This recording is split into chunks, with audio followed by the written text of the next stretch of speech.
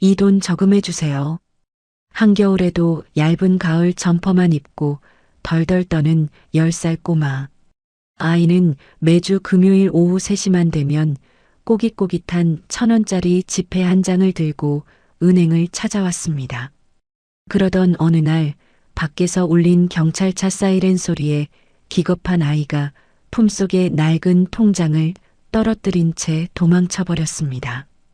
바닥에 떨어진 통장을 주워든 저는 그 안에 찍힌 숫자를 보고 숨이 턱 막혔습니다.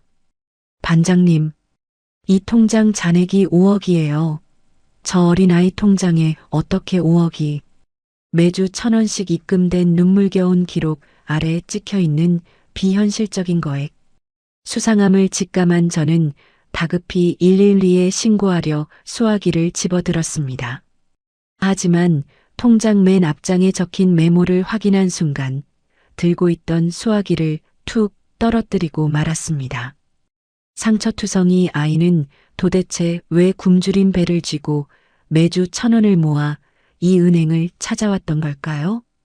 통장에 묶인 5억 원의 끔찍한 진실을 마주한 늙은 청원 경찰의 자비 없는 심판이 펼쳐집니다. 사연 시작 전 구독과 좋아요 눌러주세요. 오늘의 사연 지금 시작합니다. 낡은 청원 경찰 제복의 어깨에 내려앉은 먼지를 툭툭 털어내며 셔터를 힘차게 위로 밀어 올렸습니다. 쇳소리와 함께 아침 햇살이 은행 안으로 쏟아져 들어오는데 제 굽은 허리도 덩달아 뻐근하게 울렸습니다. 김 대리가 커피 2잔을 양손에 들고 종종 걸음으로 다가오며 밝게 인사했습니다. 반장님, 오늘도 제일 먼저 출근하셨네요. 허리는 좀 어떠세요? 제가 김 대리가 건네는 따뜻한 종이컵을 받아들며 너털 웃음을 터뜨렸습니다. 이놈의 늙은 몸뚱이가 알람 시계지. 집에서 누워있으면 뭐하나. 나와서 사람들 구경하고 젊은 기운 받는 게 최고지. 그래도 무리하지 마세요. 지난번에 진상 손님 막으시다가 멍드셨잖아요. 김 대리가 걱정스러운 눈빛으로 제 어깨를 쳐다보며 말했습니다. 저는 커피를 한 모금 마시며 창구 쪽 유리문을 힐끔 바라보았습니다. 다 옛날 가닥이 있어서 그래. 내가 왕년에는 이 동네 골목을 꽉 잡고 있었어. 농담처럼 던진 말이었지만 제 시선은 시계의 바늘을 향해 있었습니다. 금요일 오후 3시가 가까워지면 제 신경은 온통 은행 유리문 너머로 쏠렸습니다. 김 대리 역시 제 시선을 눈치채고는 작게 한숨을 쉬며 말했습니다. 오늘도 그 꼬마 오려나요? 매주 금요일 이 시간만 되면 오잖아요. 그 1,000원짜리 한 장 들고요. 제가 빈 종이컵을 쓰레기통에 던져 넣으며 묵직한 목소리로 대답했습니다. 오겠지. 비가 오나 눈이 오나 한 번도 걸은 적이 없는 녀석이니까. 밥이나 제대로 먹고 다니는지 원. 오후 2시 55분. 어김없이 은행 유리문이 조심스럽게 열렸습니다. 찬바람과 함께 비쩍 마른 10살 꼬마 지훈이가 안으로 들어왔습니다. 한겨울인데도 얇디 얇은 가을 점퍼 하나만 걸친 녀석은 입술이 파랗게 질려 있었습니다.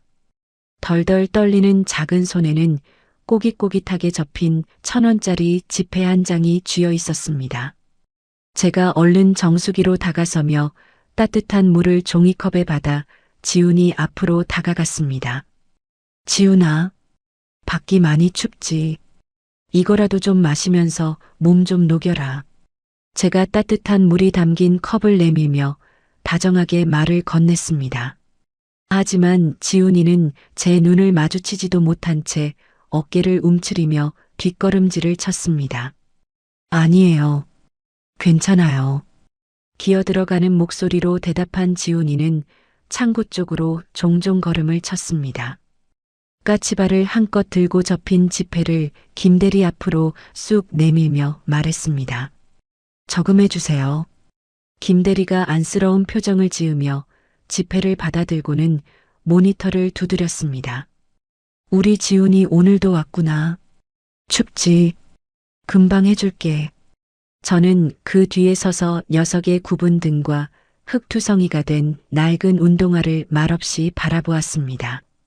어린아이가 품기에는 너무 무거운 그늘이 녀석의 작은 어깨를 짓누르고 있었습니다.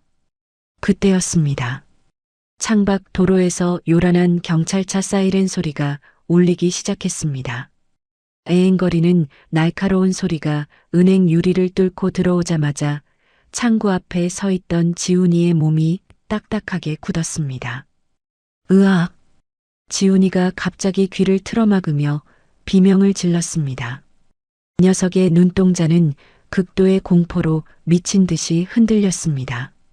지훈아, 왜 그래? 김대리가 자리에서 벌떡 일어나며 소리쳤습니다. 저 역시 놀라서 녀석을 향해 두 팔을 뻗으며 다가갔습니다. 지훈아, 놀라지 마라. 그냥 지나가는 경찰차야. 괜찮아. 제가 녀석의 어깨를 잡으려던 찰나 지훈이는 짐승처럼 몸을 비틀며 은행 출입문을 향해 정신없이 내달렸습니다. 얼마나 다급하게 뛰었는지 대리석 바닥에 발이 엉키며 그만 앞으로 고꾸라지고 말았습니다. 쿵 하는 둔탁한 소리와 함께 지훈이의 품속에 꽁꽁 숨겨져 있던 낡은 수첩 같은 것이 바닥으로 튕겨나갔습니다. 이런, 다친다. 제가 재빨리 몸을 날려 바닥에 쓰러진 녀석의 팔을 붙잡았습니다. 하지만 지훈이는 바닥에 떨어진 자신의 물건조차 줍지 못한 채 사시나무 떨듯 떨며 제 손을 거칠게 뿌리쳤습니다. 놓으세요. 놔주세요. 지훈이는 절규에 가까운 비명을 지르며 밖으로 뛰쳐나갔습니다. 찬바람이 매섭게 몰아치는 골목길 사이로 녀석의 마른 뒷모습이 순식간에 사라져버렸습니다. 반장님, 쟤 왜 저러는 거예요? 어디 다친 거 아니에요? 창구 밖으로 뛰어나온 김대리가 발을 동동 구르며 제게 물었습니다. 저는 멍한 눈으로 녀석이 사라진 텅 빈 골목을 바라보다가 바닥에 덩그러니 떨어져 있는 낡은 수첩을 향해 손을 뻗었습니다. 가죽 덮개가 너덜너덜해진 그 물건은 다름 아닌 구형 은행 통장이었습니다. 겉면에 묻은 시커먼 흙먼지를 툭툭 털어내며 조심스럽게 첫 페이지를 펼쳤습니다. 이게 지훈이 통장인가 보네. 매번 맨손으로 오더니 품속에 숨기고 있었나 봐요. 김대리가 제 어깨 너머로 통장 안쪽을 훔쳐보며 말했습니다. 통장 내역에는 매주 금요일마다 1,000원씩 입금된 눈물겨운 기록이 빼곡하게 적혀 있었습니다.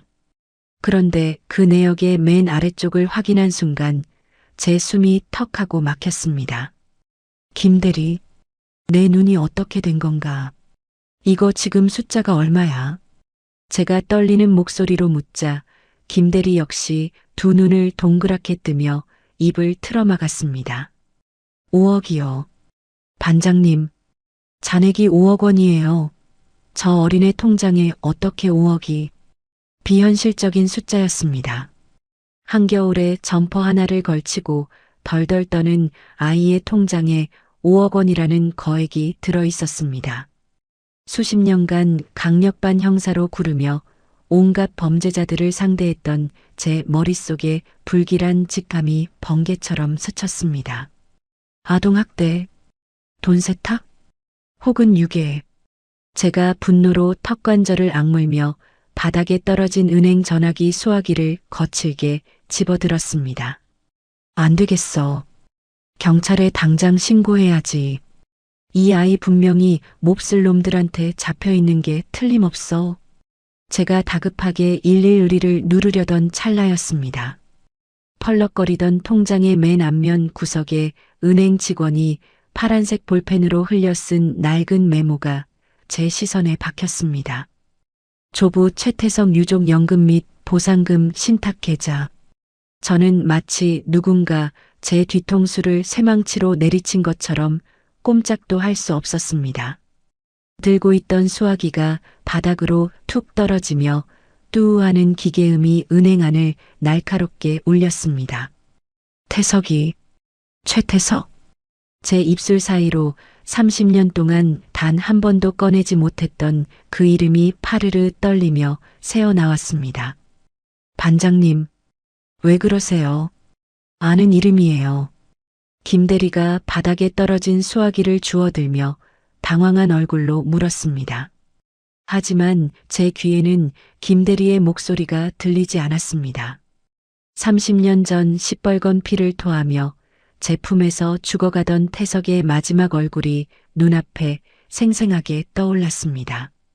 저는 숨을 헐떡이며 제복 주머니 깊숙한 곳으로 손을 집어넣었습니다.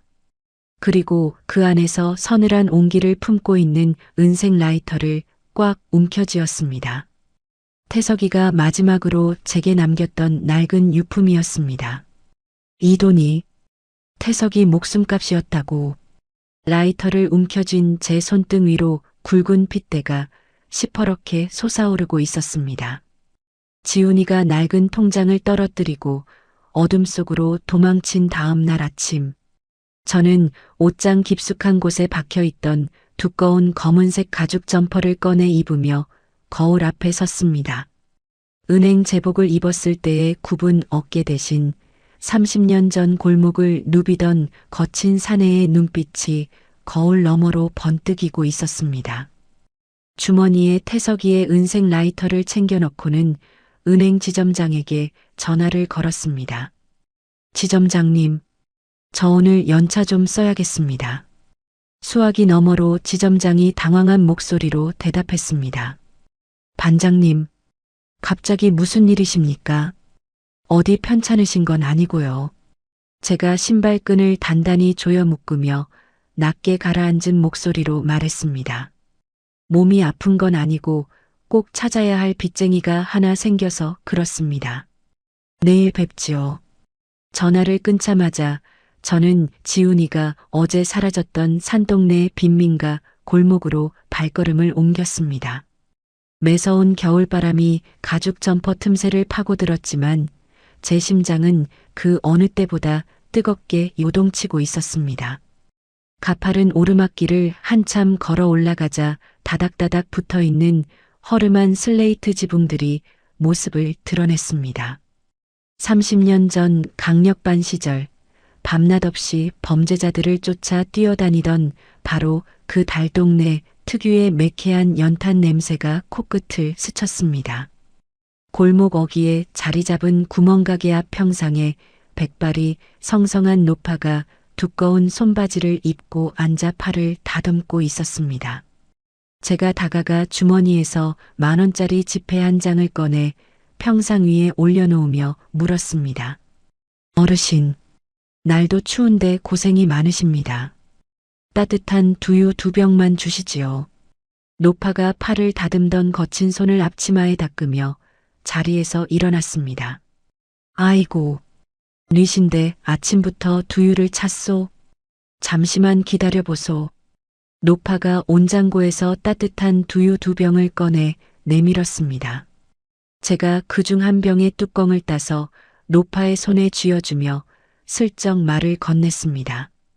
어르신 드시라고 산 겁니다. 다름이 아니라 제가 사람을 좀 찾고 있는데 이 동네에 10살 남짓된 깡마른 남자아이 하나 살지 않습니까? 한겨울에도 얇은 가을 점퍼만 걸치고 다니는 여성 말입니다. 노파가 두유를 한 모금 마시려다 말고 쯧쯧 혀를 차며 대답했습니다.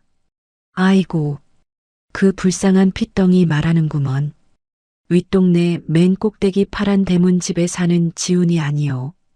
동네 사람들이 다 알지. 비쩍 말라가지고 고개만 푹 숙이고 다니는 그 녀석. 제가 평상 위로 몸을 바짝 기울이며 다급하게 물었습니다. 그 파란 대문집이 어딥니까? 그 아이 혼자 사는 건 아닐 테고 부모는 어찌 되었습니까? 노파가 주위를 휙휙 둘러보더니 목소리를 한껏 낮추며 속삭였습니다. 부모는 무슨... 애비라는 작자는 몇 해 전에 공사판에서 사고로 즉사했다고 들었소. 애미는 진작에 도망갔고 지금은 웬 삼촌이라는 놈팽이랑 단둘이 사는데 그놈이 아주 몹쓸 놈이여. 노파의 입에서 삼촌이라는 단어가 나오는 순간 제 목덜미를 타고 서늘한 소름이 쫙 끼쳤습니다. 삼촌이라니요. 그놈이 아이를 때리기라도 합니까? 제가 주먹을 꽉 쥐며 묻자 노파가 빈 두유병을 평상에 탁 내려놓으며 한숨을 내쉬었습니다. 때리는 정도가 아니지. 허구한 날 술에 취해서 고래고래 소리를 지르고 집에 멀쩡한 세간살이가 없소. 밤마다 시커먼 양복 입은 덩치들이 그 집 문을 발로 차면서 돈 내놓으라고 난리를 치는데 동네 무서워서 살 수가 있어야지. 사채업자들에게 쫓기고 있다는 확신이 들자 더 이상 지체할 시간이 없었습니다. 노파에게 꾸벅 목례를 남긴 저는 골목 꼭대기를 향해 숨이 턱에 차도록 계단을 뛰어 올랐습니다. 노파가 일러준 파란 대문 앞에 도착했을 때 문짝은 이미 절반쯤 부서진 채로 삐딱하게 열려 있었습니다. 문틈 사이로 짙은 곰팡내와 함께 퀴퀴한 술 냄새가 진동했습니다.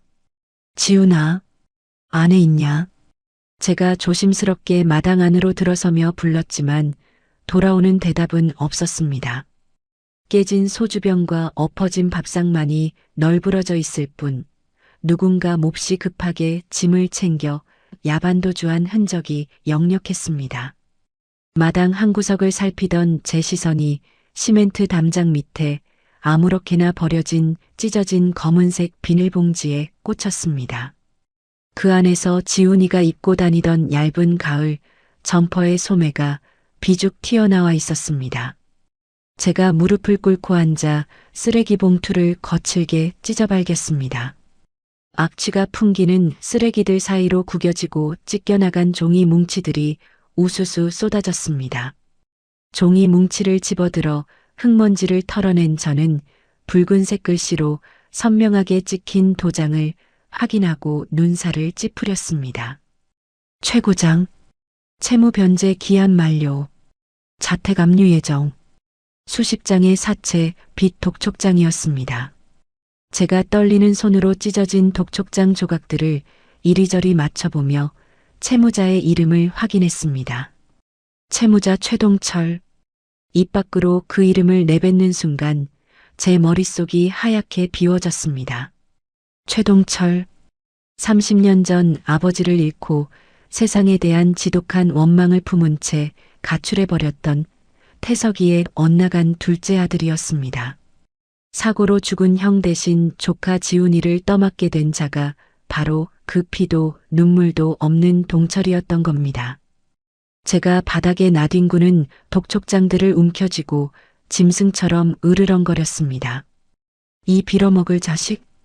도박빚에 쫓기다 못해 결국 제 조카 목숨값까지 탐을 내 지훈이의 통장에 묶여있던 5억 원의 신탁 잔액. 동철은 그 거액을 강탈하기 위해 10살짜리 조카를 지옥 같은 학대 속으로 몰아넣고 있었던 것이 분명했습니다. 주머니 속에 든 태석의 은색 라이터가 마치 불덩이처럼 뜨겁게 달아오르는 것 같았습니다. 저는 독촉장에 적힌 사채업자의 주소지와 불법 도박장의 위치를 눈으로 빠르게 훑어내린 뒤 자리에서 벌떡 일어났습니다. 태석아, 기다려라. 내 손자 머리카락 하나라도 건드린 놈들은 내가 다 지옥으로 보내주마. 1시간 뒤 시내 외곽에 위치한 허름한 당구장 뒷골목. 제가 산더미처럼 쌓인 쓰레기 더미 뒤에 몸을 숨긴 채 낡은 당구장 건물의 뒷문을 매섭게 노려보고 있었습니다. 간판은 당구장이었지만 창문이 모두 시트지로 꽉 막혀 있는 전형적인 불법 도박장이었습니다. 그때 도로 끝에서 헤드라이트를 끈 검은색 승합차 한 대가 미끄러지듯 다가와 도박장 뒷문 앞에 멈춰 섰습니다. 끼익 하는 소리와 함께 승합차의 뒷문이 열리고 목과 팔뚝에 문신을 휘감은 덩치 큰 사내 2명이 차에서 내렸습니다. 빨리빨리 안 튀어내려와. 이 새끼가 진짜 손가락을 다 분질러 버릴라. 문신을 한 사내가 차 안을 향해 거칠게 욕설을 뱉으며 누군가의 멱살을 쥐고 짐짝처럼 끌어내렸습니다. 바닥에 질질 끌려 나온 남자는 머리가 헝클어지고 얼굴이 피투성이가 된 최동철이었습니다. 동철은 사내의 바짓가랑이를 붙잡고 비굴하게 매달리며 울부짖었습니다. 형님들, 살려주십시오. 제가 분명히 그 통장에 5억이 있다고 말씀드리지 않았습니까? 우리 조카 지장만 찍으면 당장 현금으로 뽑을 수 있다니까요. 제가 쓰레기 더미 뒤에서 그 말을 듣는 순간 이가 부러져라 이를 악물었습니다. 동철을 걷어찬 사내가 승합차 안쪽을 향해 고갯짓하며 차갑게 말했습니다. 그럼 이 꼬맹이 새끼 모가지 끌고 당장 창고로 들어가. 오늘 밤 안으로 도장 못 찍어내면 내놈 배돼지에 바람구멍 날 줄 알아. 사내의 말이 끝나기가 무섭게 승합차 안에서 비쩍 마른 몸뚱이 하나가 바닥으로 내동댕이 쳐졌습니다. 지훈아. 제 입술 사이로 신음 같은 탄식이 새어나왔습니다. 두 손이 포승줄에 꽁꽁 묶인 지훈이는 창백하게 질린 얼굴로 바닥에 쓰러져 바들바들 떨고 있었습니다. 아이의 입술은 터져서 피가 흐르고 있었고 두려움에 가득 찬 눈동자는 초점을 잃고 허공을 맴돌았습니다. 삼촌 잘못했어요. 제발 때리지 마세요. 지훈이가 바닥에 웅크린 채 가냘픈 목소리로 애원했습니다. 하지만 동철은 아이의 머리채를 잔혹하게 움켜쥐고 도박장 뒷문으로 질질 끌고 들어가기 시작했습니다. 시끄러워 이 새끼야. 내 애비 죽고 내가 너 걷어 먹인 돈이 얼만데. 그 통장 내놓기 전엔 여기서 살아서 나갈 생각 마. 당장이라도 뛰쳐나가 동철의 목을 비틀어버리고 싶었습니다. 주머니 속에서 3단봉을 쥔 제 손에 굵은 핏대가 터질 듯이 솟아올랐습니다. 하지만 무작정 덤벼들었다가는 도박장 안에 진을 치고 있을 수십 명의 조직원들 손에 인질이 된 지훈이의 목숨이 날아갈 수도 있었습니다. 과거 강력계 형사 시절 수많은 작전을 지휘했던 차가운 이성이 제 들끓는 분노를 간신히 억누르고 있었습니다. 철컹. 도박장의 무거운 철문이 닫히며 짐승 같은 사내들의 웃음소리와 지훈이의 희미한 비명소리가 차가운 시멘트 벽 너머로 완전히 사라졌습니다. 제가 쓰레기 더미에서 천천히 몸을 일으키며 굳게 닫힌 철문을 향해 차가운 시선을 던졌습니다. 법대로 해서 안 된다면 내 방식대로 놈들의 숨통을 끊어놓지. 저는 주머니에서 꺼낸 은색 라이터의 뚜껑을 탁 소리가 나게 열어젖히며 골목의 어둠 속으로 몸을 녹여 들어갔습니다. 저 안의 쓰레기들을 남김없이 쓸어버릴 완벽하고 잔혹한 판을 짜기 위해서였습니다. 도박장 뒷골목에서 밤새 숨을 죽이며 놈들의 동태를 살피던 저는 다음 날 아침 8시가 되자마자 관할 경찰서로 향했습니다. 합법적인 테두리 안에서 지훈이를 가장 안전하게 빼낼 수 있는 유일한 방법은 공권력을 움직이는 것뿐이었습니다. 무작정 쳐들어갔다가는 인질로 잡혀있는 어린아이의 목숨이 어떻게 될지 장담할 수 없는 노릇이었기 때문입니다. 경찰서 유리문을 거칠게 열고 들어가 여성 청소년계 팻말이 붙은 책상 앞으로 성큼성큼 다가갔습니다. 밤샘 당직으로 피곤한 기색이 역력한 젊은 형사가 의자에 삐딱하게 기대 앉아 종이컵에 담긴 믹스커피를 홀짝이고 있었습니다. 형사님, 아동 감금 및 학대 사건입니다. 지금 당장 출동하셔야 합니다. 제가 주먹으로 철제 책상을 쾅 내리치며 다급하게 외쳤습니다. 책상 위에 쌓여있던 서류 더미가 펄럭이며 바닥으로 쏟아져 내렸습니다. 형사가 미간을 잔뜩 찌푸리며 저를 위아래로 훑어보았습니다. 아이고, 할아버지. 아침부터 남의 경찰서 책상을 왜 부수고 그러십니까? 감금이라니요. 누가 누굴 가뒀다는 겁니까? 형사가 귀찮다는 듯이 볼펜을 빙글빙글 돌리며 대답했습니다. 제가 형사의 얼굴 앞까지 몸을 바짝 기울이며 목소리를 높였습니다. 이름은 최지훈. 이제 겨우 10살 된 남자아이입니다. 친삼촌이라는 작자가 사채업자들하고 짜고 아이를 시내 외곽 불법 도박장 창고에 가뒀습니다. 제가 어젯밤에 두 눈으로 똑똑히 봤단 말입니다. 제 말에 형사가 콧방귀를 뀌며 컴퓨터 모니터로 시선을 휙 돌려버렸습니다. 친삼촌이 데리고 있는 거면 보호자가 데리고 있는 거네요. 할아버지, 요새 빚쟁이들 피해서 친척 집이나 여관방 전전하면서 도망 다니는 가족들이 한둘이 아닙니다. 가족끼리 어디 숨어 있는 걸 우리가 무슨 수로 납치나 감금이라고 단정 짓고 출동을 합니까? 영장도 없이 남의 영업장을 어떻게 쑤셔요? 단순히 데리고 있는 게 아닙니다. 아이가 포승줄에 묶인 채 짐짝처럼 질질 끌려갔다고요. 아이 입술이 다 터져서 피를 흘리고 있었습니다. 제가 핏대를 세우며 소리치자 옆자리에 앉아 조서를 꾸미던 다른 형사들까지 고개를 돌려 저를 쳐다보았습니다. 담당 형사가 짜증 섞인 한숨을 푹 내쉬며 자리에서 벌떡 일어났습니다. 할아버지, 자꾸 여기서 소란 피우시면 공무집행방해로 유치장 들어가십니다. 조서 쓸 거리도 안 되는 가족사니까 댁에 돌아가셔서 텔레비전이나 보세요. 제가 멱살이라도 잡을 기세로 형사에게 달려들려던 찰나였습니다.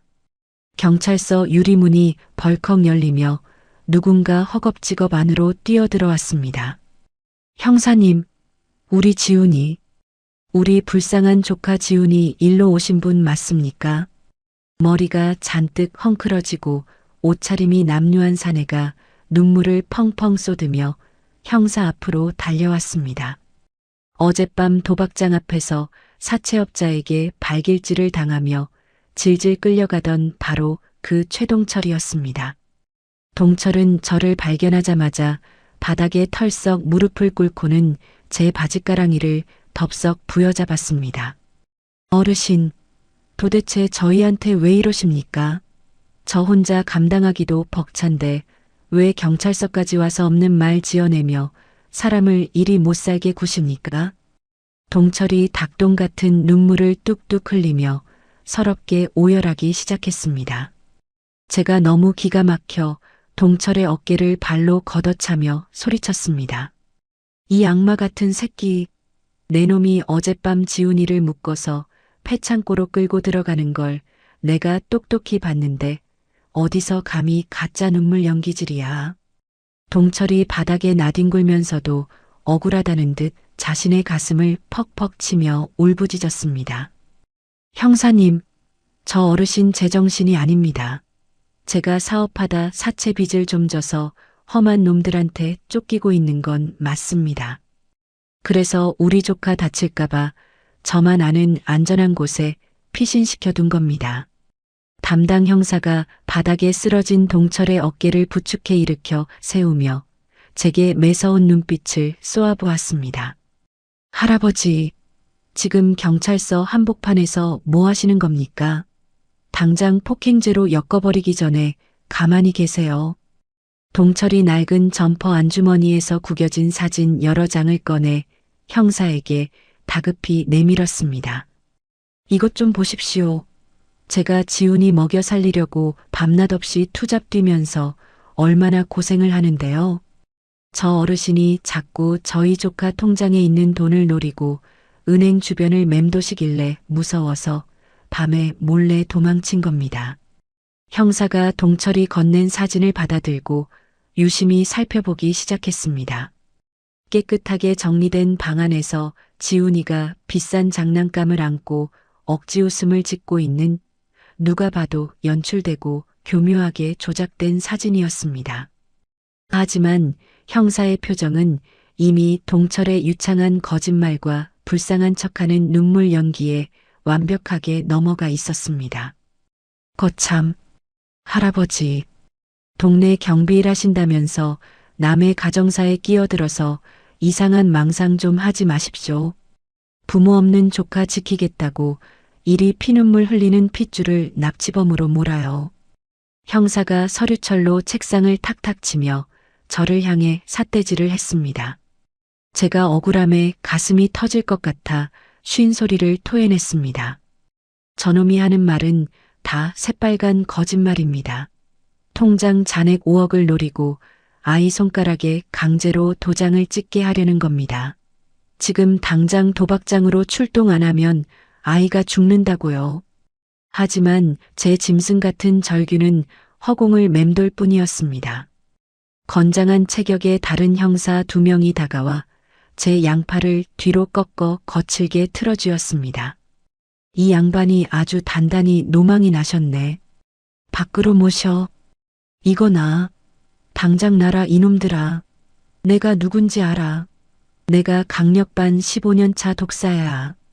제가 온몸을 비틀어 발버둥치며 악을 썼지만 젊은 형사들의 완력을 당해낼 수는 없었습니다. 저는 차가운 대리석 바닥에 질질 끌려 경찰서 현관문 밖으로 사정없이 내동댕이 쳐졌습니다. 다시 한번 찾아와서 행패 부리시면 진짜 수갑 채울 겁니다. 형사가 차갑게 내뱉고는 경찰서 유리문을 쾅 닫아버렸습니다. 차가운 시멘트 계단 위로 거칠게 엎어지며 제 무릎과 어깨가 바닥에 쓸려나갔습니다. 뼈마디가 부서질 듯한 통증이 밀려왔지만 제 가슴 속에서 끓어오르는 참담함에 비하면 아무것도 아니었습니다. 그때였습니다. 경찰서 문이 다시 열리며 동철이 유유히 밖으로 걸어 나왔습니다. 담당 형사가 동철의 등을 친근하게 두드리며 위로의 말을 건네는 모습이 유리문 너머로 보였습니다. 형사가 뒤돌아 사무실로 들어가자마자 불쌍하게 울던 동철의 얼굴에 소름 끼치게 비열하고 악랄한 미소가 번져갔습니다. 동철이 바닥에 주저앉아 거칠게 숨을 헐떡이는 제 곁으로 천천히 다가왔습니다. 쪼그려 앉은 동철이 제 귓가에 얼굴을 바짝 들이밀며 뱀처럼 쉬쉬거리는 목소리로 속삭였습니다. 야, 이 늙은이야. 네가 어디서 우리 집안 뒷조사를 했는지는 모르겠는데 주제넘게 끼어들지 말고 얌전히 찌그러져 있어. 30년 전 우리 아버지처럼 개죽음 당하기 싫으면 말이야. 동철의 입에서 나온 아버지라는 단어에 제 눈동자가 크게 확장되었습니다. 제가 분노로 턱을 부들부들 떨며 동철의 멱살을 잡으려 손을 뻗었지만 녀석은 재빨리 몸을 뒤로 물리며 조롱 섞인 웃음을 터뜨렸습니다. 짭새 새끼들이 참 친절해. 나 같은 선량한 시민을 빚쟁이들로부터 보호해줘야 한다면서 순찰차로 목적지까지 에스코트를 다 해주겠다네. 늙은이 말은 귓등으로도 안 들으면서 말이야. 동철이 제 발밑을 향해 탁 소리나게 가래침을 뱉고는 몸을 획 돌렸습니다. 녀석은 득에 양양한 걸음걸이로 걸어가 대기하고 있던 경찰의 호위를 받으며 검은색 승합차 조수석에 올라탔습니다. 엔진의 굉음과 함께 승합차가 짙은 매연을 뿜으며 도로를 빠져나가는 모습을 보며 저는 짐승처럼 포효했습니다. 국가의 공권력조차 동철의 완벽한 연기에 농락당해 오히려 아이를 사지로 몰아넣는 호위무사가 되어주고 있었습니다. 저는 합법적인 방법으로는 지훈이를 절대 구출할 수 없음을 뼈저리게 깨달았습니다. 차가운 계단 바닥에 무릎을 꿇은 채 양주먹으로 시멘트 바닥을 미친 듯이 내리쳤습니다.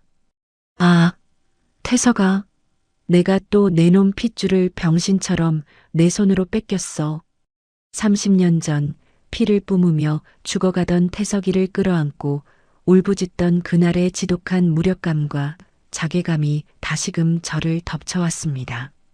주먹의 관절이 찢어지고 붉은 피가 바닥을 적셨지만 육체의 고통조차 느껴지지 않았습니다. 한참을 짐승처럼 울부짖던 제 붉어진 시선이 바닥에 떨어져 있는 작은 종이 조각 하나에 머물렀습니다. 동철이 침을 뱉으며 일부러 제 발밑에 조롱하듯 떨어뜨리고 간 불법 도박장 사채업자의 명함이었습니다. 명함에는 붉은색 글씨로 조악한 칼 그림과 함께 대포폰 전화번호가 적혀 있었습니다. 제가 피투성이가 된 손으로 그 명함을 천천히 집어들었습니다. 차갑게 식어버린 눈물이 주름진 뺨을 타고 흘러내리며 제 턱선을 차갑게 적셨습니다. 합법적인 경찰의 배지와 법이라는 테두리로는 저 쓰레기 같은 놈들로부터 아무것도 지켜낼 수 없는 세상이었습니다.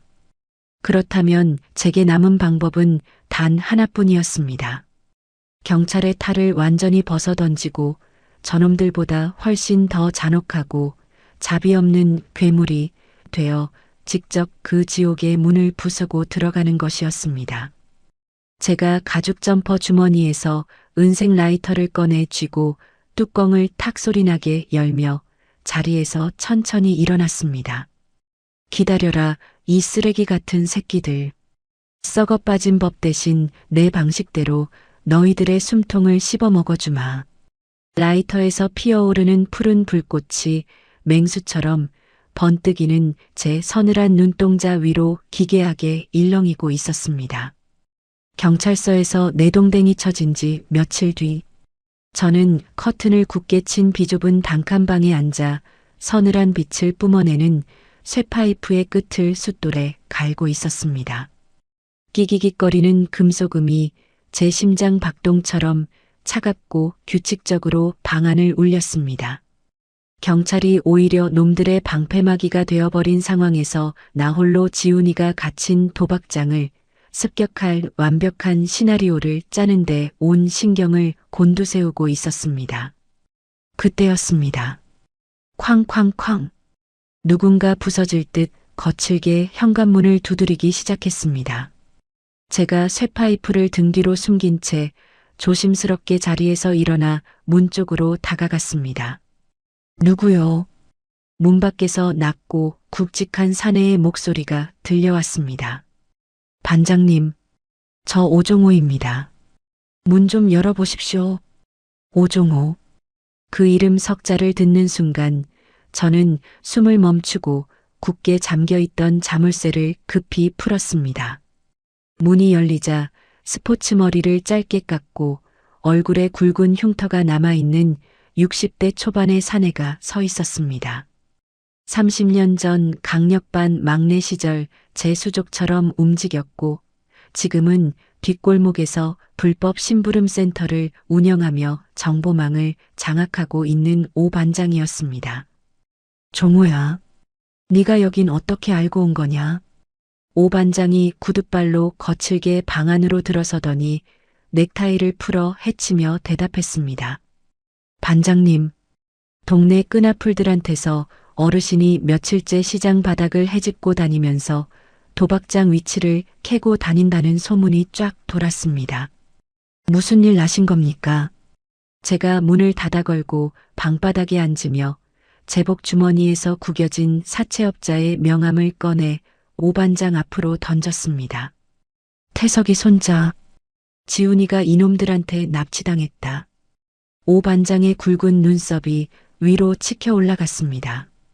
그는 바닥에 떨어진 명함을 집어들고는 벼락같이 소리쳤습니다. 태석 선배님 핏줄이요. 그 어린애를 이 개호로 잡놈들이 끌고 갔다는 말씀이십니까? 제가 무거운 한숨을 내쉬며 동철의 끔찍한 학대와 5억 원짜리 신탁 통장, 그리고 썩어 빠진 경찰들이 동철의 호위무사 노릇을 하고 있다는 참담한 현실을 모두 털어놓았습니다. 제 이야기가 끝날 무렵 오 반장의 주먹이 부들부들 떨리고 있었습니다. 그는 분노를 참지 못하고 주먹으로 낡은 밥상을 쾅 내리쳤습니다. 시발, 짭새 새끼들이 미쳐 돌아가는구만. 반장님, 이 새끼들 제가 당장 찢어 죽이겠습니다. 태석 선배님 목숨값이 어떤 돈인데 그딴 양아치 새끼들이 침을 바릅니까? 오 반장은 과거 신참 시절 범인의 칼에 찔릴 뻔한 것을 태석이가 몸을 날려 구해준 적이 있었습니다. 그에게도 태석이는 친형제 이상의 은인이었습니다. 오 반장이 주머니에서 대포폰을 꺼내 누군가에게 다급히 전화를 걸었습니다. 나다. 지금 당장 애들 다 풀어서 부둣가 근처 도박장 뒷문 쪽이랑 사채업자 놈들 동선 싹 다 도청 걸어. 1시간 안에 최동철이라는 놈 위치 찾아내라. 전화를 끄는 오 반장이 저를 쳐다보며 결연한 표정으로 말했습니다. 반장님, 지금부터는 제 정보망으로 움직이시죠. 경찰 새끼들보다 저희 바닥 애들이 100배는 빠르고 정확합니다. 불과 서너 시간이 지났을 무렵 오 반장의 대포폰이 다급하게 울렸습니다. 수화기 너머의 보고를 듣던 오 반장의 얼굴이 사색이 되어갔습니다. 통화를 마친 오 반장이 자리에서 벌떡 일어나며 외쳤습니다. 반장님, 큰일 났습니다. 동철이 이 미친 새끼가 오늘 밤 자정에 부둣가 폐창고에서 애 손가락 강제로 찍어서 5억 원 신탁 해지 서류 만들고 현금화하자마자 애를 바다에 던져서 실족사로 위장할 계획이랍니다. 놈들 지금 밀항성까지 띄워놨습니다. 뭐라고? 이런 악마 같은 놈을 봤나? 저는 등 뒤에 숨겨두었던 쇠파이프를 움켜쥐고 자리에서 일어났습니다. 시간이 없어. 당장 출발한다. 오 반장이 고개를 끄덕이더니 방 한구석에 놓인 제 낡은 가죽 점퍼를 챙겨 건넸습니다. 준비 다 해놨습니다. 나가시죠. 우리가 방을 빠져나와 근처 폐공터로 향하자 놀라운 광경이 펼쳐졌습니다. 어둠이 깔린 공터에는 헤드라이트를 끈 검은색 승합차 3대가 나란히 서 있었고 그 주위로 머리가 희끗희끗한 사내 10여 명이 묵묵히 담배를 피우고 있었습니다. 차렷, 반장님께 경례. 오 반장의 우렁찬 구령소리와 함께 10여 명의 사내들이 일제히 저를 향해 각 잡힌 거수경례를 올렸습니다. 반장님, 오랜만에 뵙습니다. 강력반 출신 이 형사입니다. 정보가 마포 불곰입니다. 호출받고 바로 튀어왔습니다. 30년 전 저를 따르며 뒷골목을 주름잡았던 퇴직 형사들과 어둠의 정보원들이었습니다. 오 반장의 호출 한 번에 생업을 내팽개치고 달려온 늙은 사냥개들이 제 앞에 도열해 있었습니다. 제가 가죽 점퍼의 지퍼를 목 끝까지 올리며 녀석들의 어깨를 하나씩 툭툭 쳐주었습니다. 다들 늙었구만. 하지만 오늘 밤 무릎 관절 쑤신다고 엄살 피우는 놈들은 다 내 손에 죽을 줄 알아. 걱정 마십시오. 저희 이빨 아직 시퍼렇게 살아있습니다. 오 반장이 개조된 승합차의 트렁크를 활짝 열어젖혔습니다. 트렁크 안에는 강력반 시절 압수했던 각종 사제 수갑과 경찰용 3단봉, 성능 좋은 무전기와 연막탄들이 달빛을 받아 서늘한 금속광을 내뿜고 있었습니다. 지도 펼쳐. 제가 승합차 보닛 위로 다가가 명령하자 오 반장이 부둣가 일대의 상세 도면을 넓게 펼쳤습니다. 여기가 놈들이 애를 가둔 3번 폐창고입니다. 바다 쪽으로 통하는 뒷문은 밀항선이 대기 중일 테고 정문 쪽에는 사채업자 덩치들이 보초를 서고 있을 겁니다. 제가 도면의 뒷문 쪽을 손가락으로 꾹 찌르며 낮게 의졸였습니다. 놈들의 퇴로를 완전히 차단해야 해. 오 반장, 너는 애들 절반 데리고 정문 쪽 타이어 다 찢어버리고 진입로 막아. 나머지 절반은 바다 쪽으로 빠지는 길목에서 대기하다가 밀항선 타려는 놈들 뼈를 다 부러뜨려 놔라. 반장님은 어쩌시려고요? 나는 환기구를 타고 들어가서 그 개자식 목줄을 직접 끊어놓는다. 제가 주머니에서 태석의 은색 라이터를 꺼내 뚜껑을 열었습니다. 칙하는 소리와 함께 피어오른 시퍼런 불꽃이 도면 위를 서늘하게 비추었습니다. 다들 명심해. 오늘 밤 우리 목표는 단 하나. 아이를 털끝 하나 안 다치게 데리고 나오는 거다. 방해하는 놈들은 경찰이건 조폭이건 숨통을 끊어버려. 사내들이 일제히 고개를 끄덕이며 무기를 하나씩 챙겨 차에 올라탔습니다. 저 역시 묵직한 강철 3단봉을 점퍼 안주머니에 꽂아 넣고 조수석에 올라탔습니다. 쾅! 승합차의 문이 거칠게 닫히고 헤드라이트를 끈 육중한 차체가 타이어가 찢어질 듯한 굉음을 내며 부둣가를 향해 어둠을 뚫고 질주하기 시작했습니다.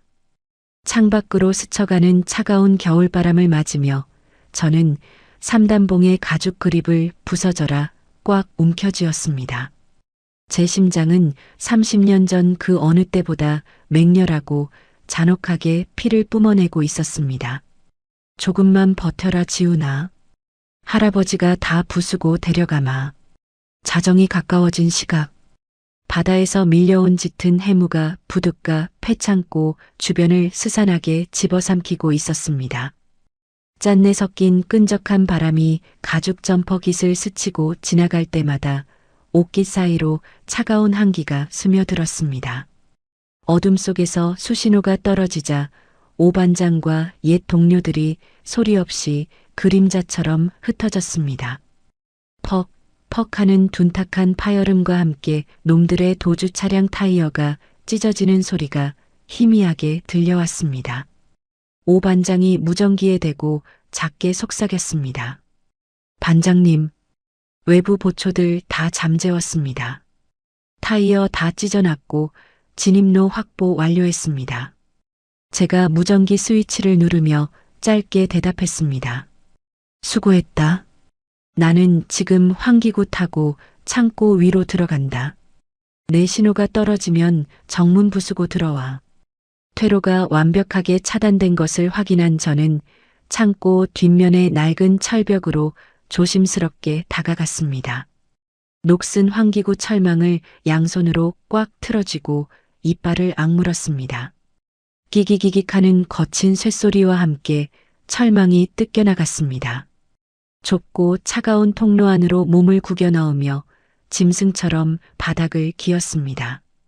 삐걱거리는 철골 구조물 위를 아슬아슬하게 기어가자 창고 내부의 상황이 한눈에 내려다 보였습니다. 희미하게 흔들리는 뱅열전등 아래 지훈이가 낡은 철제 의자에 꽁꽁 묶여 있었습니다. 아이의 입에는 더러운 헝겊이 재갈처럼 물려 있었고 핏기가 가신 작은 얼굴은 눈물과 땀으로 범벅이 되어 있었습니다. 그 곁에는 신탁해지 서류와 붉은 인주를 든 최동철이 눈을 번뜩이며 서 있었고 덩치 큰 사채업자 조직원 2명이 팔짱을 낀 채 그들을 위협적으로 내려다보고 있었습니다. 문신을 한 사내가 구둣발로 지훈이가 앉은 의자를 걷어차며 소리쳤습니다. 야 최동철, 시간 끌지 말고 빨리 그 꼬맹이 손가락에 인주 묻혀서 도장 찍어. 밀항선 뜰 시간 다 됐어. 동철이 굽신거리며 사내를 향해 변명하듯 외쳤습니다. 형님, 조금만 기다려 주십시오. 이 조그만 새끼가 아주 독이 올라서 주먹을 꽉 쥐고 안 펴니다. 억지로 펴려다가 뼈가 부러져서 지문이라도 뭉개지면 돈 못 뽑지 않습니까? 사내가 짜증을 내며 허리춤에서 시퍼런 잭나이프를 꺼내 들었습니다. 손가락 하나 분질러서 안 되면 칼로 찌르면 되지. 비켜봐 이 새끼야. 동철이 흠칫 놀라 사내를 가로막으며 지훈이의 멱살을 거칠게 움켜쥐었습니다. 지훈아, 너 진짜 여기서 삼촌한테 맞아 죽을래. 도장 하나면 다 끝난다니까. 내 애비 죽고 내가 널 어떻게 키웠는데. 이깟 돈 좀 내놓는 게 그렇게 아까워. 어차피 네가 쓸 수도 없는 돈이잖아. 빨리 손 펴 이 새끼야. 지훈이가 재갈 물린 입으로 으붑거리는 비명을 지르며 필사적으로 2주먹을 가슴에 품고 있었습니다. 아이의 깡마른 어깨가 사시나무처럼 떨렸지만 그 작은 손만큼은 결코 펴지 않겠다는 듯 핏줄이 터지도록 힘을 주고 있었습니다. 끝까지 고집을 부려. 좋아. 아주 손가락을 꺾어버려 주마. 동철이 씩씩거리며 지훈이의 엄지손가락을 억지로 비틀어 인주에 강제로 짓누르려는 찰나였습니다. 저는 더 이상 지체하지 않고 철골에 묶여있던 동아줄을 움켜쥐고 허공으로 몸을 날렸습니다. 이 썩어 문드러질 새끼들. 제 벼락 같은 고함과 함께 창고 바닥으로 육중하게 착지했습니다.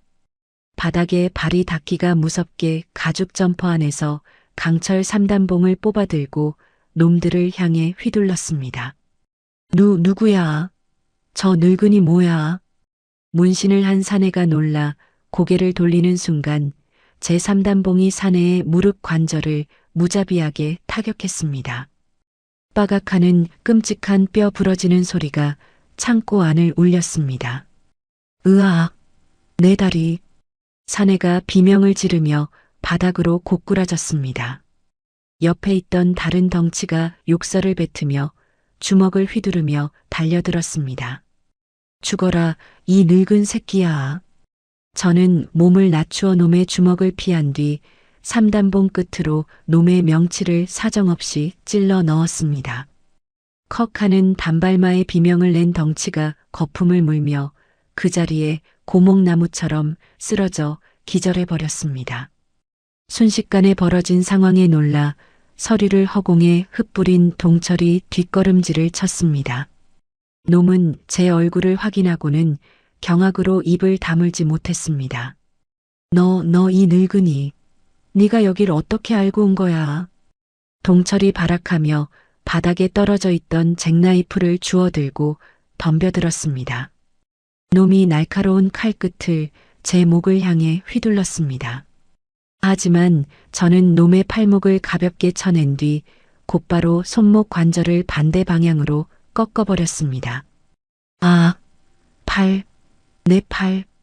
칼이 바닥에 떨어지는 소리와 함께 저는 동철의 멱살을 잡아 바닥에 짐짝처럼 내리꽂았습니다. 그리고 놈의 등짝을 무릎으로 강하게 짓누르며 놈의 뒤통수를 바닥에 쳐박았습니다.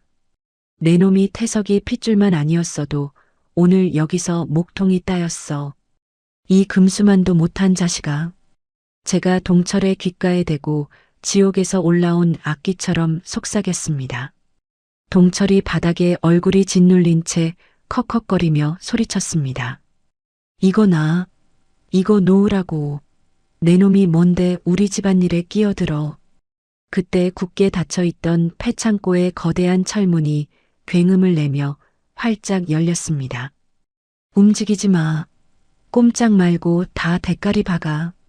오 반장과 무장한 옛 동료들이 함성을 지르며 창고 안으로 쏟아져 들어왔습니다. 현장은 순식간에 제압되었습니다. 오 반장이 제가 짓누르고 있는 동철에게 다가와 놈의 양손을 뒤로 꺾어 거칠게 사제 수갑을 채웠습니다. 철컹하는 차가운 금속음과 함께 동철이 바닥에 묶인 채 발버둥을 쳤습니다. 이게 무슨 짓이야? 너희들 다 경찰에 신고할 거야. 내가 누군지 알아. 오 반장이 동철의 뒤통수를 찰싹 때리며 코웃음을 쳤습니다. 신고해라 이 새끼야. 우리가 누군지 알고나 지저대는 거냐? 오 반장이 저를 향해 허리를 굽히며 걱정스럽게 물었습니다. 반장님, 다치신 데 없으십니까? 놈들 저항이 심하진 않았습니까? 제가 가쁜 숨을 고르며 3단봉을 접어 주머니에 넣었습니다. 나는 괜찮다. 쥐새끼 같은 놈들 몇 마리 뻗어 있는 것뿐이야. 이 새끼들 하나도 빠짐없이 묶어서 창고 밖으로 끌어내. 입에는 재갈을 꽉 물려놔라. 듣기 싫으니까. 예, 알겠습니다. 이 새끼들 전부 끌고 나가서 무릎 꿇려놔. 오 반장의 무리가 바닥에 나뒹구는 놈들을 거칠게 끌고 창고 밖으로 나갔습니다. 동철의 억눌린 비명도 철문 밖으로 완전히 사라졌습니다. 어수선했던 창고 안이 다시 고요해지자 저는 피투성이가 된 두 손을 바지에 대충 닦아내고 지훈이에게 다가갔습니다. 의자에 묶인 지훈이는 이 믿을 수 없는 상황에 두 눈을 동그랗게 뜬 채 사색이 되어 덜덜 떨고 있었습니다. 제가 무릎을 꿇고 앉아 피 묻은 거친 손으로 아이의 입에 물린 더러운 헝겊 재갈을 조심스럽게 풀어주었습니다. 하하. 재갈이 풀리자 지훈이가 거친 숨을 몰아쉬었습니다. 저는 주머니에서 작은 주머니 칼을 꺼내 녀석의 몸을 감싸고 있던 두꺼운 포승줄도 단숨에 끊어냈습니다. 지훈아, 괜찮니? 많이 무서웠지. 할아버지가 나쁜 놈들 다 쫓아냈다. 이제 아무 걱정 안 해도 돼. 제가 굳은 살 박인 투박한 손으로 아이의 헝클어진 머리를 쓰다듬으며 다정하게 말했습니다. 하지만 극도의 공포에 질려있던 지훈이는 제 손길에 흠칫 놀라며 의자 뒤로 몸을 한껏 움츠렸습니다. 아직 눈앞의 상황이 믿기지 않는 듯 저를 경계하는 눈빛이 역력했습니다. 제가 옅은 한숨을 내쉬며 가죽 점퍼 안주머니로 손을 집어넣었습니다. 그리고 녀석이 은행 대리석 바닥에 떨어뜨리고 도망쳤던 그 낡은 통장과 제 몸처럼 아끼던 태석이의 은색 라이터를 조심스럽게 꺼냈습니다. 이거 보렴. 네가 며칠 전에 은행에 떨어뜨리고 간 통장이다. 할아버지가 잘 보관하고 있었어. 그리고 이건 내 친할아버지 유품이란다. 제가 낡은 통장 위에 은색 라이터를 얹어 지훈이의 상처난 두 손에 살며시 쥐어주었습니다. 지훈이가 자신의 통장과 그 위에 올려진 묵직한 라이터를 번갈아 쳐다보았습니다. 라이터 표면에 낡고 희미하게 새겨진 경찰 마크를 발견한 녀석의 커다란 눈동자가 격렬하게 흔들리기 시작했습니다. 이거 진짜 우리 할아버지 거 맞아요? 지훈이가 갈라진 목소리로 울먹이며 조심스럽게 물었습니다. 그래. 내 할아버지가 15년 동안 들고 다니던 거다. 30년 전에 내 손에 남겨주고 떠났지. 미안하다 지훈아. 내 할아버지와 한 약속을 못 지키고 내가 널 너무 늦게 찾았어. 정말 미안하다. 제가 눈시울을 붉히며 녀석의 깡마른 어깨를 내 쪽으로 부드럽게 끌어당겼습니다. 그러자 늘 고개를 푹 숙이고 뒷걸음질만 치던 녀석이 라이터를 꼭 쥔 채 제 넓은 가슴 품으로 와락 안겨들었습니다. 흐앙, 할아버지, 무서웠어요. 삼촌이 저 진짜 죽이는 줄 알았어요. 흐엉. 참았던 두려움과 서러움이 본물 터지듯 터져나온 지훈이는 제 가죽 점퍼에 얼굴을 파묻고 짐승처럼 소리내어 오열하기 시작했습니다. 녀석의 작은 두 손이 제 옷자락을 찢어질 듯 꽉 움켜쥐었습니다. 저 역시 녀석의 작은 등을 꽉 끌어안고 뜨거운 눈물을 쏟아냈습니다. 비릿한 피냄새가 진동하던 창고의 차가운 공기는 비로소 찾아온 먹먹한 안도의 온기로 따뜻하게 채워지고 있었습니다. 하지만 그 평화는 그리 오래가지 못했습니다. 창고 밖에서 갑자기 요란한 사이렌 소리가 고막을 찢을 듯이 울려 퍼지기 시작했습니다. 애앵거리는 소리가 겹겹이 쌓이며 창고 전체를 포위하듯 옥죄어 왔습니다. 창고 문을 열고 뛰어들어온 오 반장이 사색이 된 얼굴로 소리쳤습니다. 반장님, 큰일 났습니다. 짭새 새끼들이 수십 대나 깔렸습니다. 폐창고 밖은 온통 붉고 푸른 경광등 불빛으로 아수라장이 되어 있었습니다. 고막을 찢을 듯한 사이렌 소리가 창고의 녹슨 철벽을 때리며 불길하게 울려 퍼졌습니다. 오 반장의 외침에 저는 지훈이를 등 뒤로 숨기며 창고 문틈으로 밖을 내다보았습니다. 수십 대의 순찰차가 겹겹이 진을 치고 있었고 방패와 진압봉으로 무장한 경찰 병력 수십 명이 창고 입구를 완전히 포위하고 있었습니다. 경찰 저지선 맨 앞줄에는 며칠 전 경찰서에서 저를 내동댕이 쳤던 그 부패한 담당 형사가 확성기를 들고 거드름을 피우며 서 있었습니다. 아, 마이크 테스트. 거기 창고 안에 있는 놈들 잘 들어라. 너희들은 지금 아동 납치 및 특수 폭행 현행범으로 완전히 포위됐다. 형사의 조롱 섞인 목소리가 확성기를 타고 창고 안으로 날아들었습니다. 특히 거기 주동자 늙은이. 당장 무기 버리고 아이를 넘긴 뒤에 두 손 머리 위로 올리고 걸어 나와라.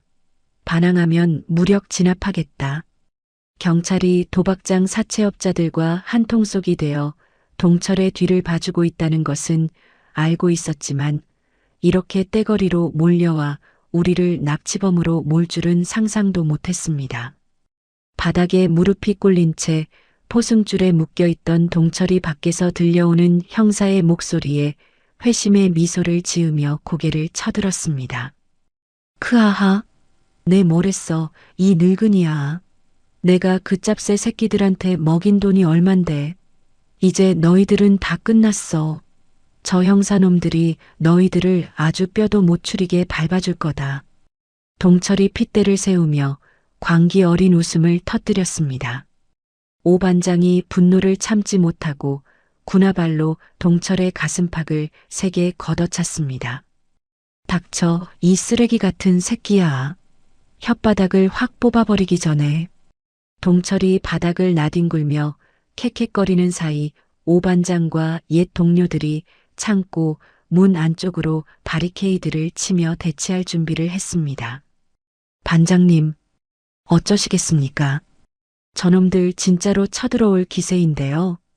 여기서 경찰들하고 정면으로 붙었다가는 우리 애들 다 독박 쓰게 생겼습니다. 오 반장이 이마에 흐르는 식은땀을 훔치며 다급하게 물었습니다. 저 역시 이가 부러져라 이를 악물며 머리를 굴렸습니다. 여기서 무력으로 맞서면 지훈이까지 위험해질 수 있었습니다. 그때였습니다. 제 등 뒤에 숨어 제 옷자락을 꽉 쥐고 있던 지훈이의 몸이 푹 꺾이며 바닥으로 쓰러졌습니다.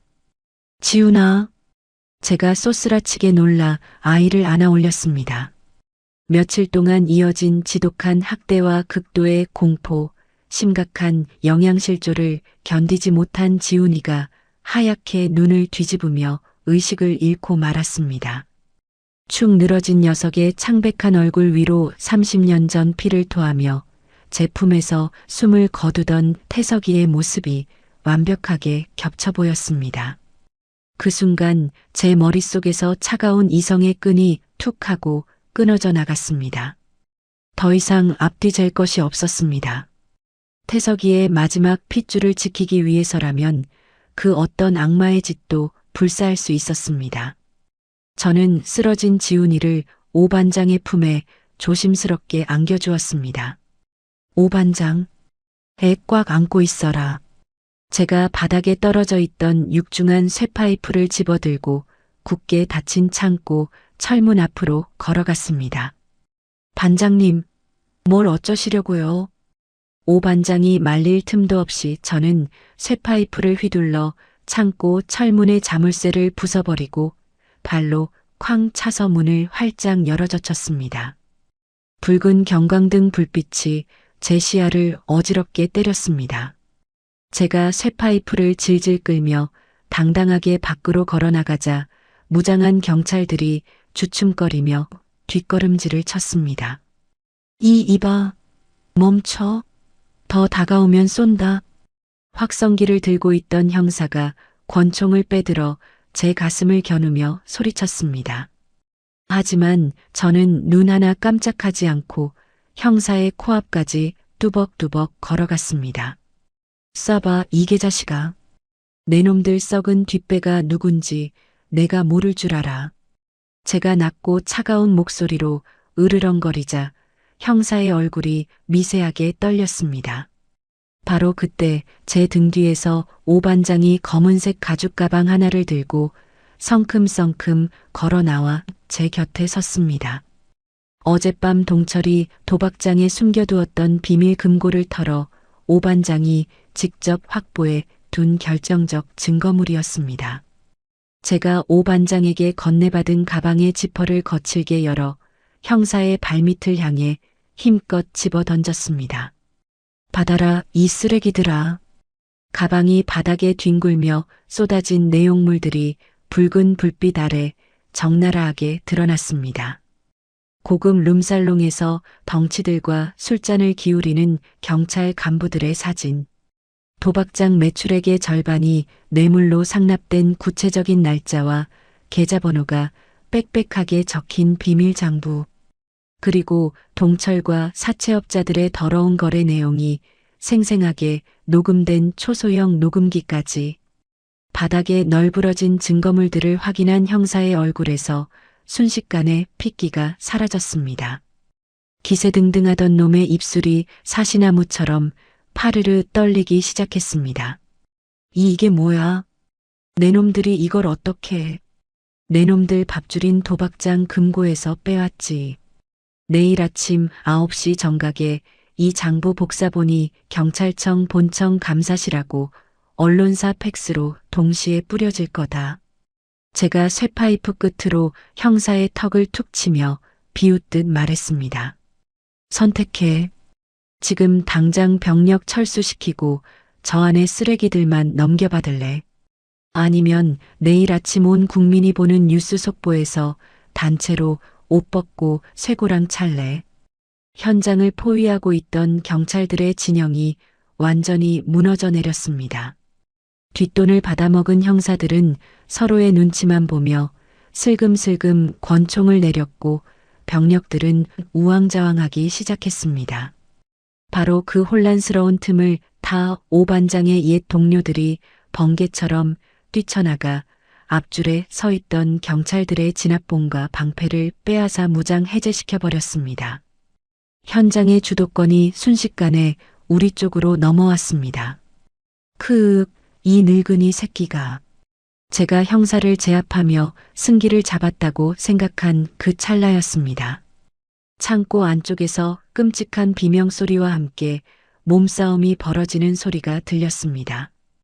포승줄이 느슨해진 틈을 타 오반장의 무리를 물어뜯고 발악하던 동철이 바닥에 떨어져 있던 사제 권총 하나를 낚아채어 일어선 것이었습니다. 다 비켜 이 새끼들아. 내가 못 가질 돈이면 핏줄이고 뭐고 다 죽여버릴 거야. 눈이 완전히 뒤집힌 동철이 지훈이를 안고 있는 오반장을 향해 미친 듯이 권총을 겨누었습니다. 안 돼. 제가 짐승처럼 절규하며 창고 안으로 몸을 날렸습니다. 탕! 귀청을 찢는 듯한 폭음이 창고 안을 집어삼켰습니다. 화약 타는 매캐한 냄새가 코끝을 찔렀습니다. 제 어깨를 둔탁하고 뜨거운 새꼬챙이가 관통하고 지나가는 끔찍한 고통이 밀려왔습니다. 저는 총알이 지훈이에게 향하는 것을 막기 위해 망설임 없이 아이의 앞을 가로막고 섰던 것입니다. 총 반동에 밀려 뒤로 나동그라진 동철은 그 즉시 오반장의 부하들에게 덮쳐져 개처럼 짓밟히기 시작했습니다. 반장님, 반장님. 오반장이 사색이 된 얼굴로 지훈이를 내려놓고 제게 달려왔습니다. 제 오른쪽 어깨에서 붉은 피가 분수처럼 쏟아져 나와 가죽 점퍼를 시커멓게 적시고 있었습니다. 다리에 힘이 풀리며 바닥으로 쓰러지려는 저를 오반장이 필사적으로 부축했습니다. 저는 흐려져가는 시야 속에서도 바닥에 웅크려 누워있는 지훈이를 향해 피 묻은 손을 뻗었습니다. 지훈아, 할아버지가 지켰다. 제 거친 숨소리와 함께 창고 천장의 백열등 불빛이 점점 아득하게 멀어져 갔습니다. 고통마저 잊게 만드는 깊고 차가운 어둠이 제 의식을 완전히 덮어버렸습니다. 창고에서 의식을 잃은 지 꼬박 일주일이 지났습니다. 눈부신 아침 햇살이 하얀 병실 커튼 틈새를 뚫고 들어와 제 눈꺼풀을 간지럽혔습니다.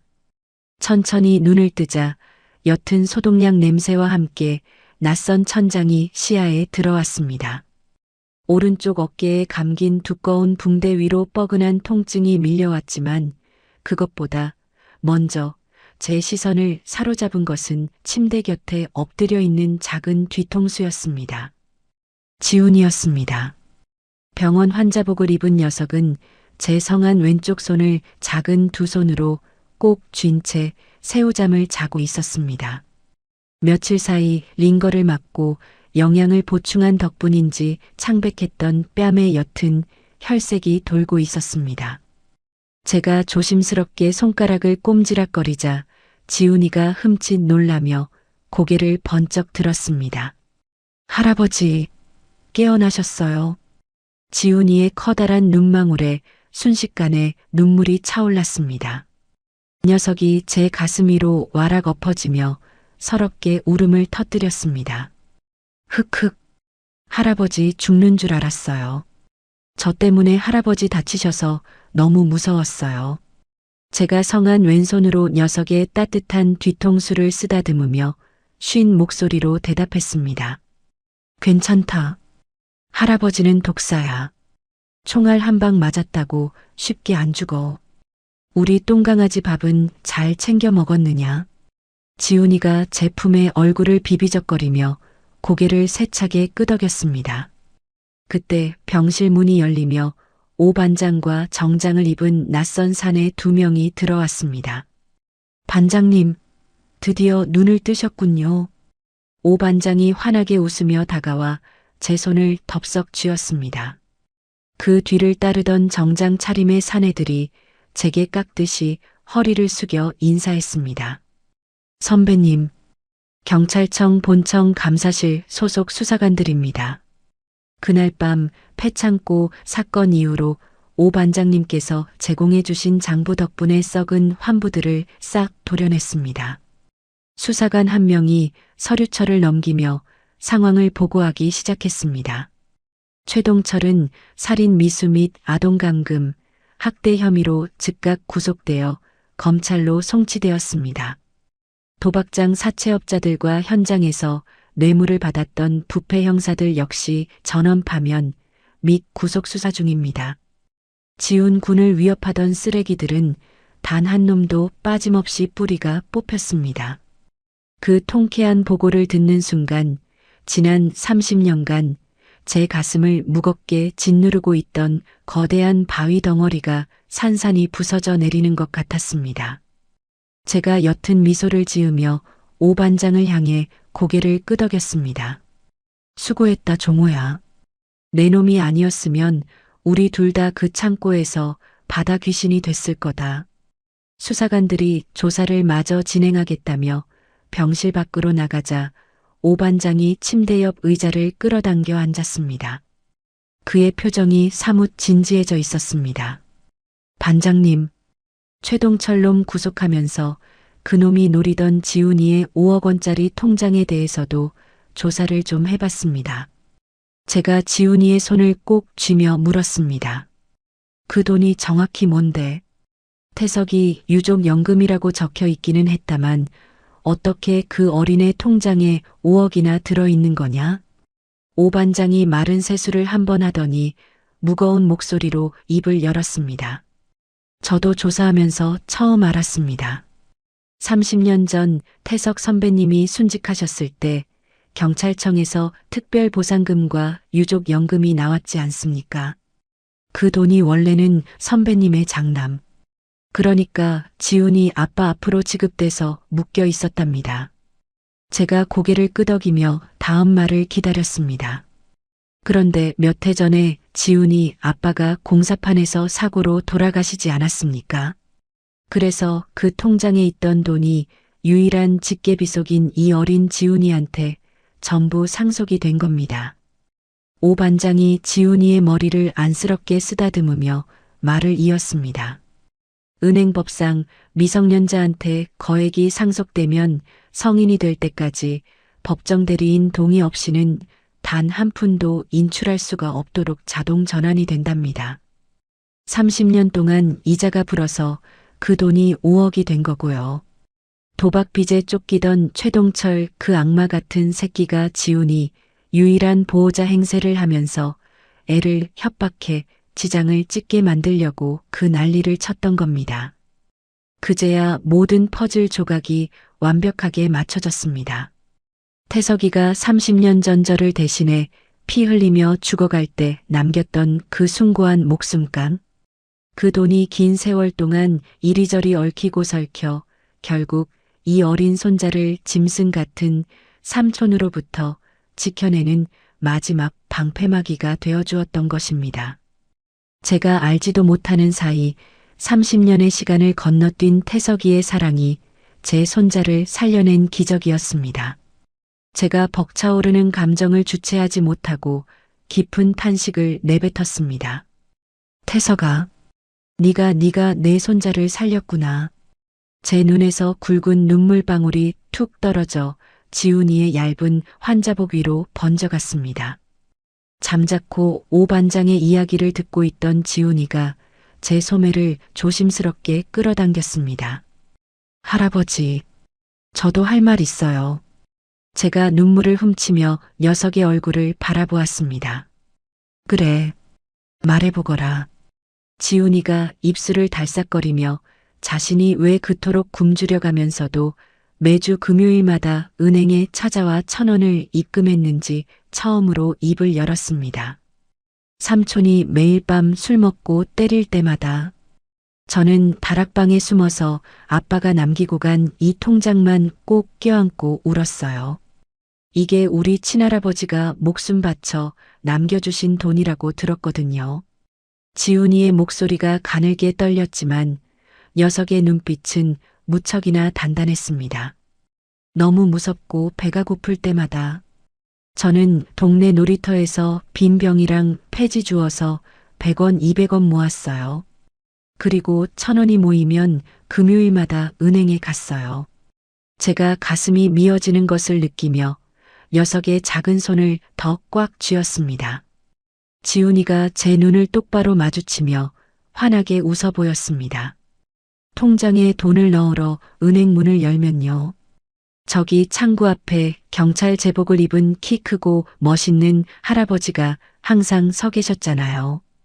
할아버지가 저한테 따뜻한 물도 주시고 다정하게 웃어주실 때마다 저는 진짜 우리 할아버지가 살아서 저를 지켜주시는 것 같아서 너무 좋았어요. 그래서 1,000원 생길 때마다 할아버지 보러 간 거예요. 그 말을 듣는 순간 제 억장이 무너져 내리는 것 같았습니다. 1,000원이라는 그 꼬깃꼬깃한 돈은 굶주리고 상처받은 어린아이가 나를 보기 위해 그리고 세상의 끔찍한 폭력으로부터 스스로를 위로하기 위해 지불했던 가장 간절하고 눈물겨운 입장료였습니다. 저는 더 이상 참지 못하고 지훈이를 끌어안으며 짐승처럼 엉엉 소리내어 울었습니다. 아이고 내 새끼야. 이 불쌍한 내 똥강아지야.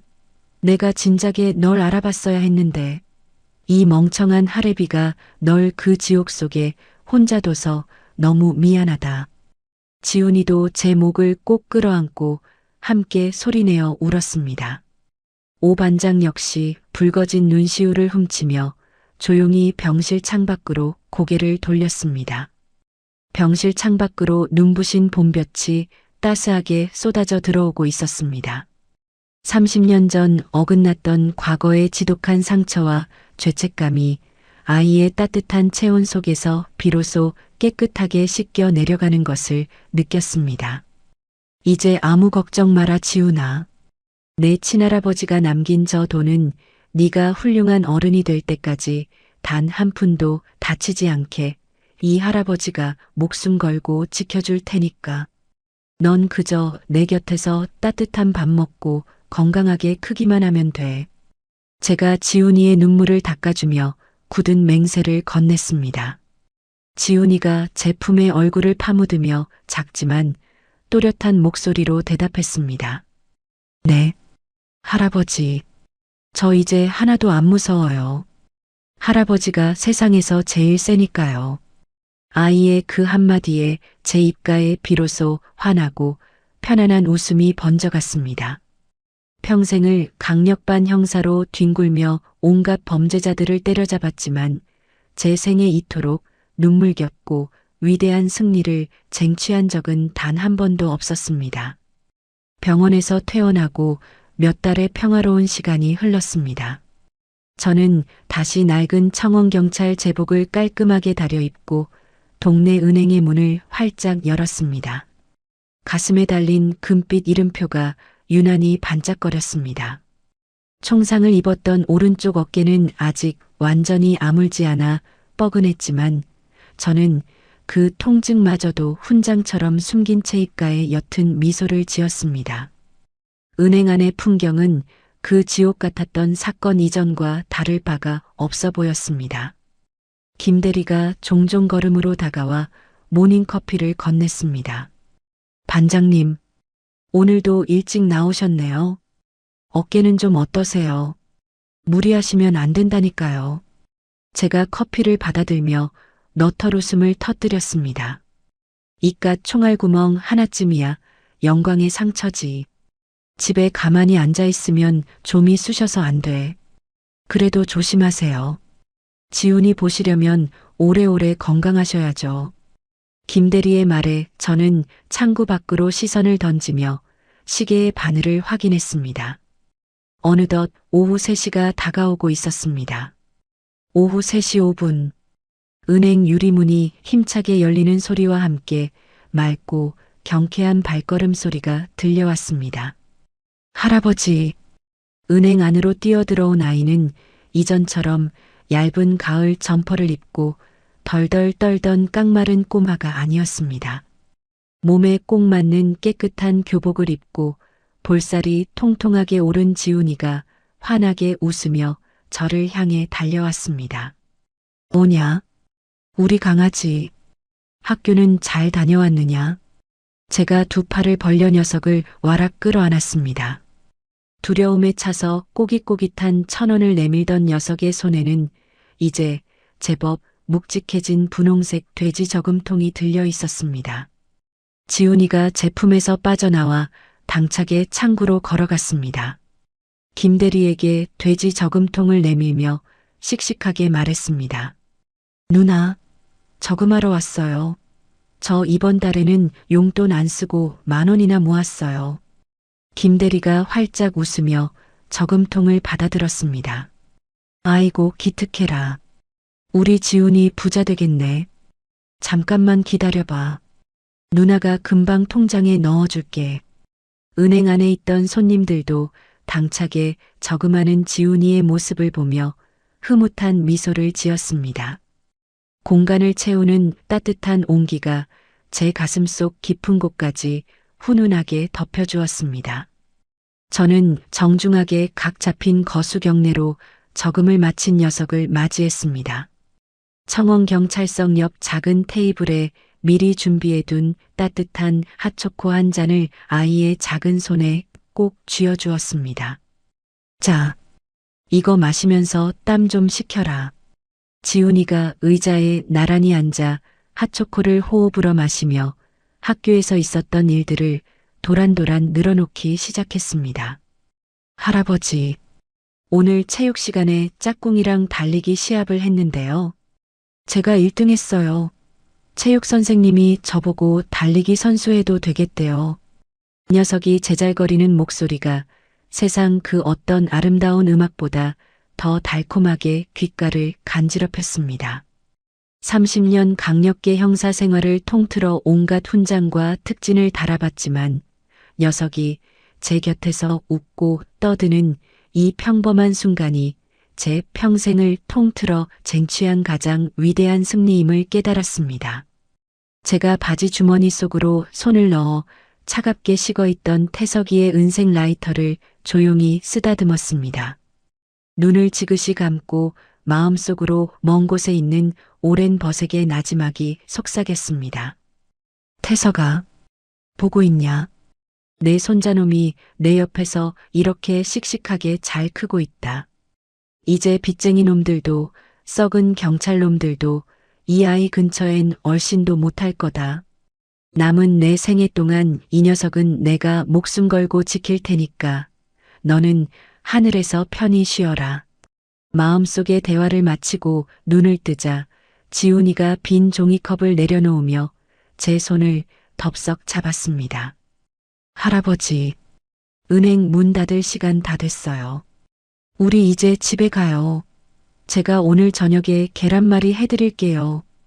제가 자리에서 일어나 은행 셔터를 내릴 준비를 하며 허허 웃었습니다.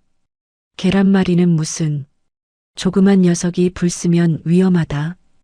오늘 저녁은 할아버지가 갈비탕 사주마. 가자.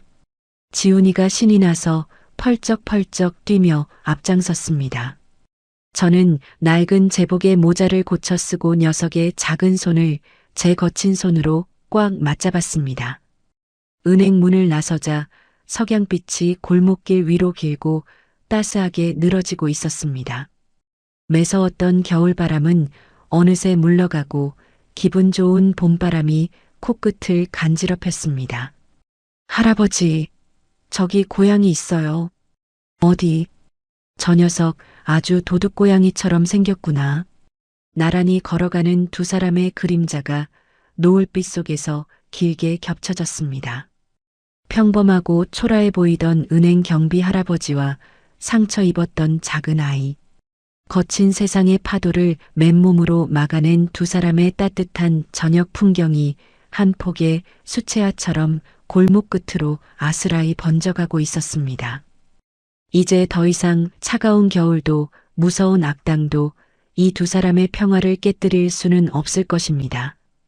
저희의 걸음은 그 어느 때보다 가볍고 서로를 맞잡은 손은 세상 그 어떤 방패보다 단단했습니다. 오늘의 사연 여기까지입니다. 30년이라는 긴 세월을 건너 손자를 지켜낸 옛 동료의 숭고한 희생, 그리고 그 아이를 위해 기꺼이 자신의 모든 것을 걸고 거친 세상과 맞서 싸운 주인공의 용기가 가슴 깊이 묵직한 여운을 남깁니다. 피 한 방울 섞이지 않았지만 핏줄보다 더 진한 사랑으로 맺어진 두 사람의 인연이 참으로 아름답지 않나요?